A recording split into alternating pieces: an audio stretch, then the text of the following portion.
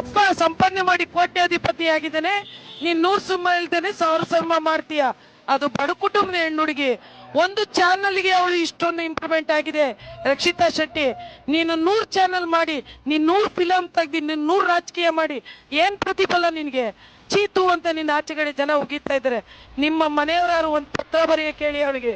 ಮರ್ಯಾದೆಯಿಂದಿರೋ ಹೊರಗಡೆ ಎಲ್ಲ ಚಾನಲ್ ಉಗಿತಾ ಇದ್ದಾರೆ, ಇಡೀ ರಾಜ್ಯ ಉಗಿತಾ ಇದೆ ಅಂತ ಹೇಳಿ ಅವರ ಮನೆಯವ್ರಿಗೆ ಒಂದು ಪತ್ರ ಬರೆಯ ಕೇಳಿ ಅವಳಿಗೆ. ಬಹಳ ಮಾತಾಡ್ತಾ ಇದ್ದಾಳೆ ಒಳಗಡೆ ಅವಳು. ಯಾವ ಹೆಣ್ಮಕ್ಳೇನು ಬಿಗ್ ಬಾಸೇ ಅಂತಲ್ಲ, ಹೆಣ್ಮಕ್ಳಿಗೆ ಅನ್ಲಾಯಕ್ 24 ವರ್ಷ ಆಗ್ಲಿ, ಅದು 25 ವರ್ಷ ಆಗ್ಲಿ, ಆ ಹುಡುಗಿಗಿದೆಯಲ್ಲ ಆ ಬುದ್ಧಿ, ಆ ಗಿಲ್ಲಿನ ಎಮ್ಮ ಟಚ್ ಮಾಡಕ್ ಹೋದಾಗ ಇವರೆಲ್ಲ ಮೊಂಡ್ ತಿಂತಿದ್ರ, ಆ ಚಿಕ್ಕ ಹುಡುಗಿ ಬಂದು ಅದನ್ನ ಕಾಪಾಡ್ತದೆ. ಹೊಡಿಬೇಡಿ ಅಂತ ಆ ಮಾನ್ಯತೆ ನಿಮ್ಗೆ ಇಲ್ವಲ್ಲ. ಆ ಫಸ್ಟ್ ಆಫ್ ಆಲ್ ಹೇಳ್ಬೇಕಂದ್ರೆ ಒಳಗಡೆ ಇವಳು ಒಂದು ದೊಡ್ಡ ಅಂದ್ರೆ ಏಜ್ ಅಲ್ಲಿ ಒಂದು ಗೌರವತಿನಲ್ಲಿ ದೊಡ್ಡವಳು ಅನ್ನಿಸ್ಕೊಂಡಾಳೆ. ನನ್ ಕೋಟಿ ಮಾತೆತ್ತಿದ್ರೆ ಚಿಮ್ಗಿದ್ಬಿಡು ಅಂತಾಳಲ್ಲ. ಏನ್ ಮಾಡ್ತಾಳ ಅವಳನ್ನ? ತುಳುನಾಡವ್ರು ಬಿಡ್ತಾರ ಅವಳನ್ನ? ಅವಳು ಈಚೆ ಕಡೆ ಬರ್ಲಿ ನೋಡೋಣ.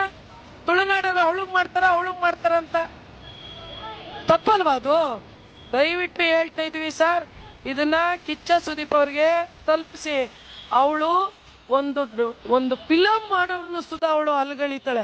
ಅವಳನ್ನ ಮಕ್ಕೊಡ್ದು ಹಾಚ್ಕಾಕಿ.